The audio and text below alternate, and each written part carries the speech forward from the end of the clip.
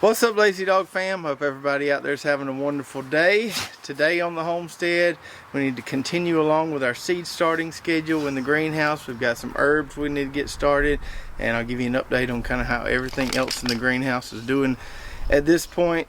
Then I want to show you our celery, show you how that's kind of coming along. I've got a little more turmeric I need to plant, and who knows what else we'll get into in the garden today. So inside the greenhouse here, things are filling up quickly. This is where we're going to be planting some more stuff in just a little bit. These are the cucumbers we planted several videos ago. It took us about 4 days to pop, and looks like we've got close to 100% germination on both of those varieties, the Corinto and the Supremo. There may be one cell on the Supremo there that didn't come up, but definitely 100% on the Corinto, so that's good to see since those seeds were a little pricey.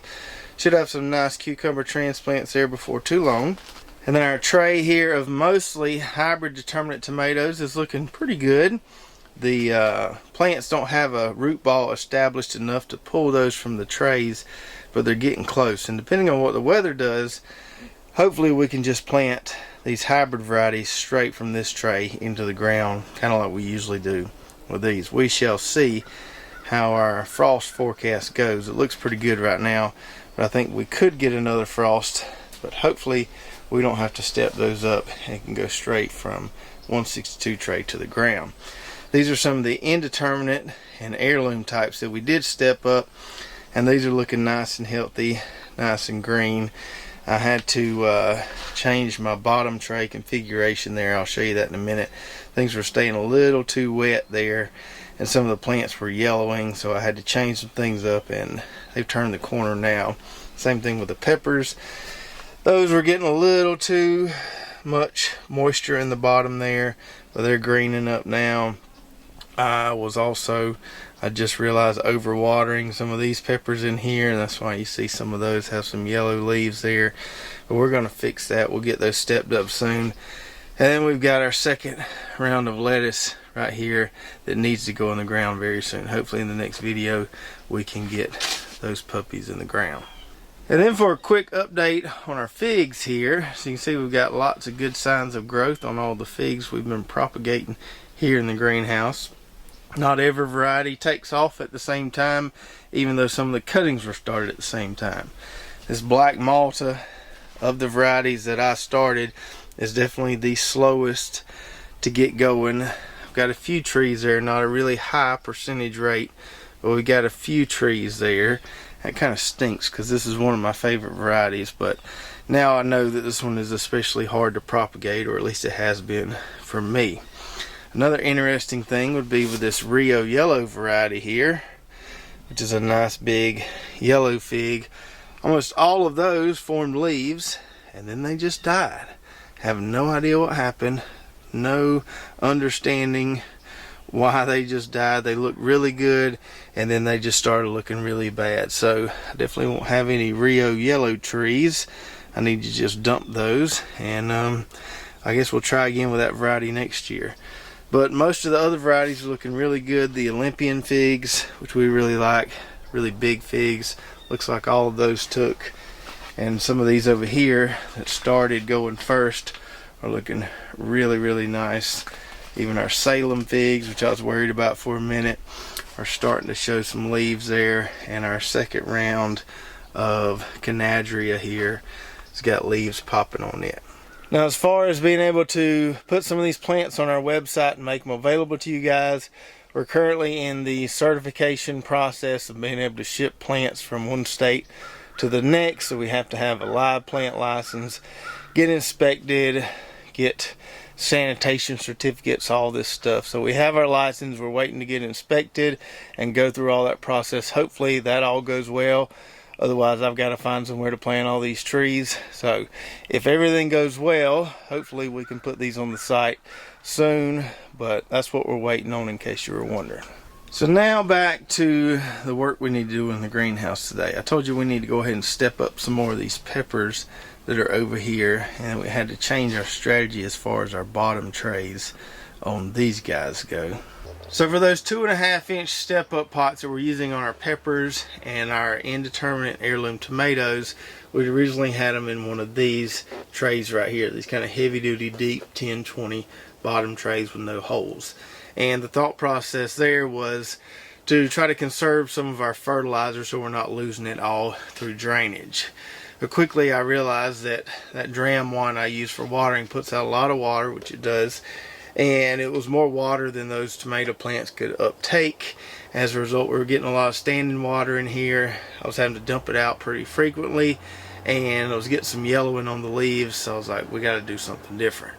Now when Sunpack sent us these, they also sent us these, which looks more like what you may see at a plant store or a nursery, although these are a good bit more sturdy than those black ones you may have seen at the big box stores.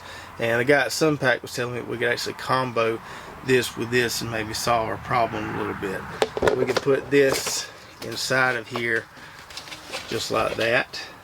And so our plants or the bottom of our step-up trays are not staying submerged in water, but we also still have a little bit of a reservoir in the bottom here, so we're not losing all of our fertilizer. And if the plant roots do extend below the, or go through the bottom of that step-up pot, they can reach that reservoir here. So that's what we're using currently. We could just go with this, I reckon, but we're trying this kind of combo setup at this point with the drainage inside the deeper bottom tray. So the peppers we stepped up last time were more of our sweet peppers. Now we're going to do some of the hotter peppers. We're going to do, I think, 12 of these Santa Fe Grands. I want to grow a bunch of those because we really like the hot sauce that we made from those. So growing a bunch of those. And these other varieties, we're just going to do probably 4 of each on these. The Buena Mulata, the Tabasco, the Big Jim, the Pueblo Chili. I'm not sure about these Chiltepin or this Datil pepper here. Some of those bit the dust for whatever reason, so we'll see if we have enough of those to step up. But we're going to step up everything but those today. So just like we did with those other peppers, we're just going to put a little soil in the bottom of these, and then we'll probably have to fish these out of here because they don't have a complete root ball yet. And then we'll stick those in there and then add soil around them there. And while I'd like to get these sweet peppers we have over there in the ground as soon as the weather allows, on these hot peppers I'm not in as big of a hurry because they really won't start growing well until the weather warms up. So whereas with some of this other stuff we're just looking for frost-free weather, with these real hot peppers, you know, I don't mind if it's not till April till we put these in the ground. We'll just see when they're ready in these pots here, but I'm not in a huge hurry to push these guys to be ready to plant anytime in March.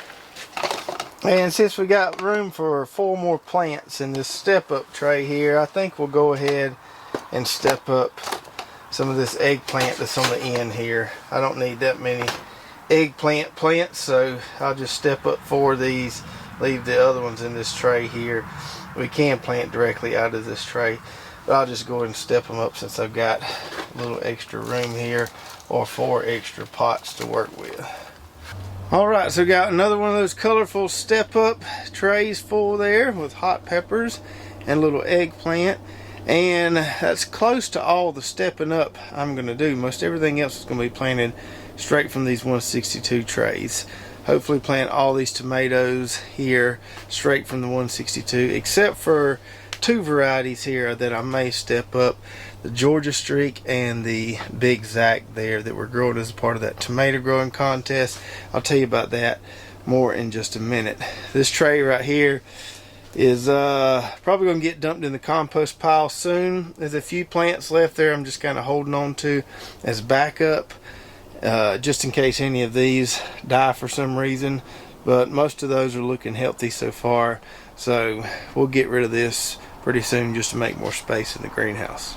And before we get those herb seeds planted in our 162 tray there, let me talk to you more about that Big Zack tomato and this tomato growing contest that we're doing with Eddie over at Poorboys Little Homestead. I mentioned some of the details about this contest back when we were planting our tomato seeds, but I kind of wanted to give you more details and kind of just the complete roundup on it and what you can do to be involved. So Eddie over at Poorboys Little Homestead, and if you're watching on YouTube, I'll put a link to his channel below, challenged me to a big tomato growing contest, and we got to talking about how we should do it, and we thought it was only fair that we would use the same 2 varieties as far as the contest goes. Obviously we're growing way more varieties than just those 2. So I picked one variety and Eddie kind of picked one variety. So we're going with the Kellogg's Breakfast Tomato and the Big Zack Tomato. I've grown Kellogg's before, I grew it last year, really liked it. Never grown the Big Zack Tomato, but it's supposed to make some really big tomatoes, so that should be fun. So here's how this contest is going to work. You got to grow one of those 2 varieties, Kellogg's Breakfast or Big Zack. Now there's lots of places that carry the Kellogg's Breakfast tomato seeds. We got ours from MI Gardener, and if you want to get yours from there, use the code LazyDogFarm and get you a 10% discount. The Big Zack tomatoes, not a lot of places carry those. We got ours from Seeds and Such. They may be the only place that carries that variety. I can't remember. So you need some Kellogg's Breakfast seeds and or some Big Zack seeds. You could win the biggest tomato for both of those varieties. One person could win 2 prizes if they grew the biggest tomato for both of those varieties. But you can pick one or both, however you want to do it. And because our viewers are in lots of different growing zones, we're not setting a definite end date to this competition. We'll let it run all the way into fall, because some of you guys can grow these indeterminate tomatoes all the way into fall. My entries will probably be done by mid-July or so when our tomatoes are done, but we want to give everybody a fair chance to grow a really big tomato. And I suppose some of you that are in milder climates that have a longer indeterminate tomato growing season probably have a lot better shot at this than I do. So as far as the entries go, we're going to use social media to help us out with that. So we're going to use Facebook and Instagram. So you can use either of those platforms or both of those platforms to submit your entry. Don't send us an email, because that'll just get bogged down and I won't be able to kind of filter through all of them. So we're going to use Facebook and Instagram. And to submit your entry, it's real simple. You're just going to post a picture of your tomato on a scale so we can visibly see what the weight is there. Tag Lazy Dog Farm, so just write the @ symbol and then tag us on Instagram or Facebook, and then use the hashtag BigMater, one word there, and that will be your official entry. And then I can search that hashtag and keep track of all the entries there. And so the person that grows the biggest Kellogg's Breakfast and the person who grows the biggest Big Zack tomato, what they will win is a big jug of Agrothrive fertilizer here. And I'll let the winner choose whether they want the general purpose or the fruit and flower, which I don't have in front of me right now. So the winner can choose from either of those 2 types of fertilizers, but you'll get a nice big, what's this, 2.5 gallon jug of this stuff for growing the biggest tomato of those 2 varieties there. So even if you're in the south like us and have already started most of your tomatoes, you've still got time, because like I said, we're not setting a definite end date to this. Probably we'll just let it run throughout fall, just let people send their entries all throughout the year. So you've still got time, no matter where you live, if you want to pick up some seeds from either of those 2 varieties, or maybe you've already got those 2 varieties started, and do your best to grow a monster tomato. See if you can grow one bigger than myself or Eddie, and post it on social media. And if you grow the biggest, you'll win a nice little prize. Now let's get these herb seeds planted. We've got lots of good stuff here: sage, oregano, tarragon, basil, cilantro, dill, all kind of good stuff. So last year we did some experimentation with growing herbs in rows in our in-ground garden plots. And for some of the herbs we grew, that worked really well. For others, it didn't work so well. So this year what we're going to do is, for the ones that did grow well in the ground in rows, we're going to continue to do them that way. For the others that didn't do so well that way, we're going to get some more of those little fire ring raised beds, add to our little raised bed collection there beside the barn, and plant some of those things in those raised beds. So the thing that did really well in rows in the in-ground vegetable garden was the basil. And so what I learned last year is I can grow just a beautiful hedge row of basil as long as I keep it trimmed. Now you can go in there if you've got basil plants on your back porch or whatever with some pruning shears and cut off the flowers, and it will help the plant continue to grow, and they'll just get more full and full, nice big basil plants. What I learned was that I could take my hedge trimmers, just manual hedge shears, and go in there and kind of shape them up almost like a hedgerow. Chop those flowers off, do that every 2 or 3 weeks or so, and I ended up with just this beautiful full row of basil. It was way more basil than I needed. I just liked the smell of it. I think it had some insect deterrent properties maybe in the garden, and it was just pretty to look at it. So we're going to do that again this year. We did that with just kind of standard basil and Thai basil last year, and then we're going to add lemon basil to the mix. So we'll do a full row, a double row of basil, and we'll kind of put it in thirds: lemon basil, Thai basil, and then I've got some Genovese basil here, and we'll trim that up and just have a nice beautiful hedgerow of basil in the garden. And then the things we're going to put in those raised beds would include things like tarragon, cilantro, dill, sage, and oregano. Last year I grew borage as well. Some people think borage is a flower, some people consider it an herb, and I know borage is really popular, but I just didn't really care for it. It didn't do that great for us. Once things got hot, it bit the dust, and I just didn't really care for it a whole lot. It did all right in early spring, but it just didn't have that much longevity down here. So I'm not growing borage again. We're just going to grow these herbs that I mentioned to you. We got most of these from M.I. Gardener. Like I told you earlier, we've got the coupon code for them. Some of these are seeds from last fall that we got from Urban Farmer, the cilantro and the dill here. So for this tray where we have our cucumbers here on this side, we're going to use the rest of this for our herbs here.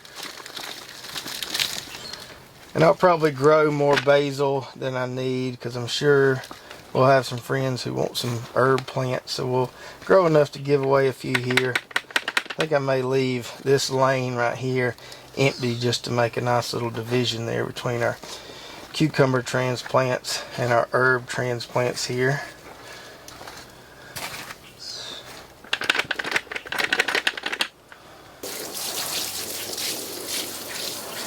Alright, so we got that Pro Mix moistened there. We'll make us some little indentions here real quick like.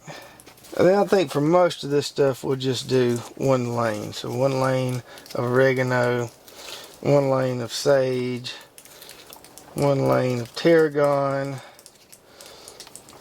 one lane of dill, one lane of cilantro, and then we'll do more for the basil because we're going to plant more of those. We'll do 2 rows each of the Genovese, the Thai, and then the lemon basil.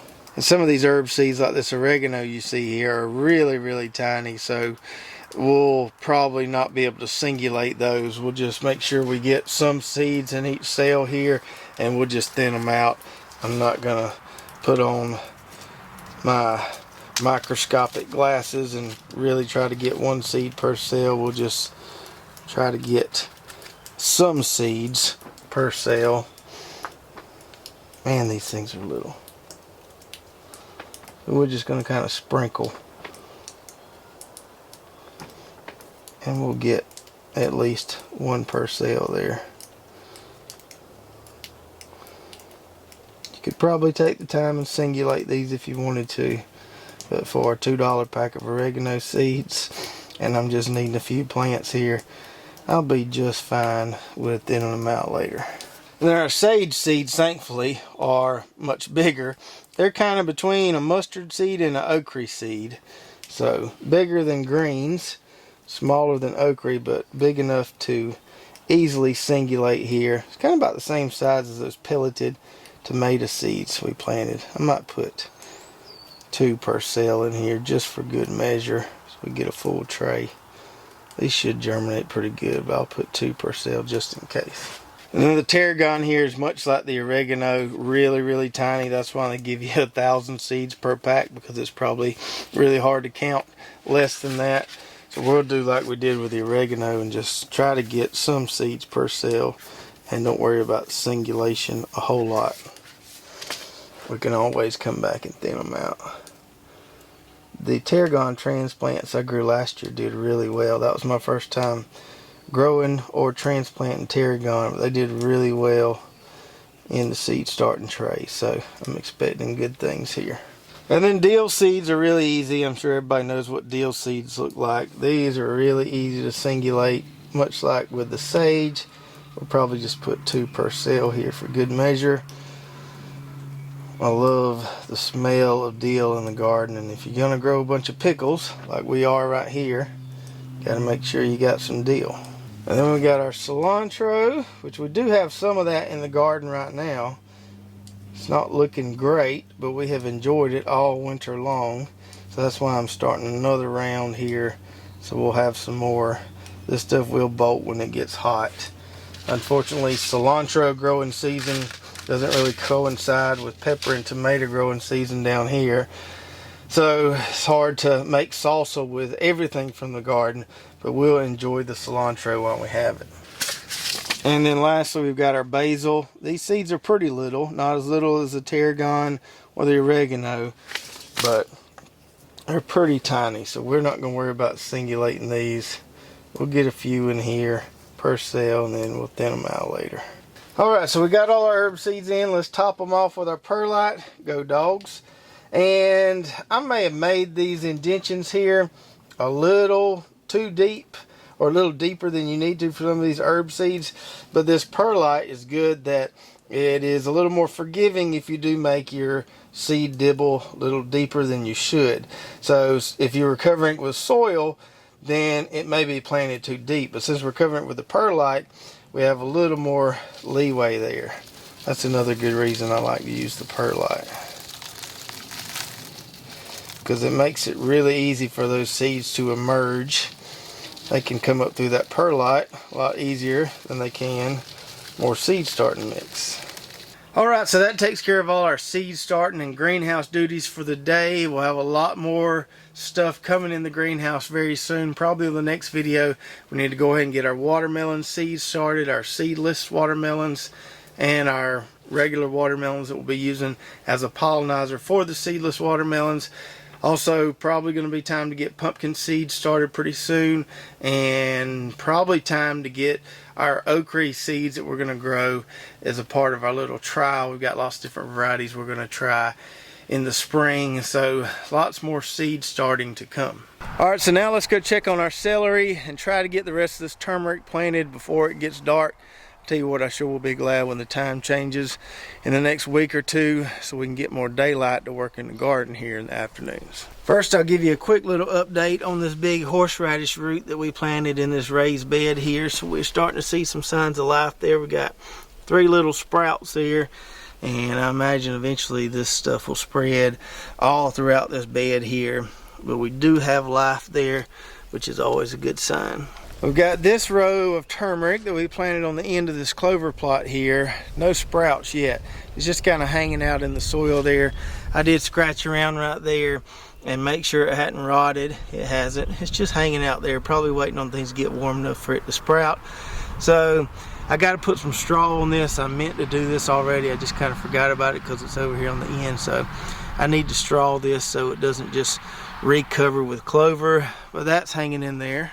So I've got some cleanup in here I need to do, and I'll do that in just a minute before I plant more turmeric. But here's our celery, and things are looking pretty good so far. Now, these transplants weren't the best looking transplants we grew out in the greenhouse because we let them stay in there too long. So we lost a couple of them, like that guy there is hanging on by a thread. Probably not going to make it. But some of these are looking okay. I need to give them some more water.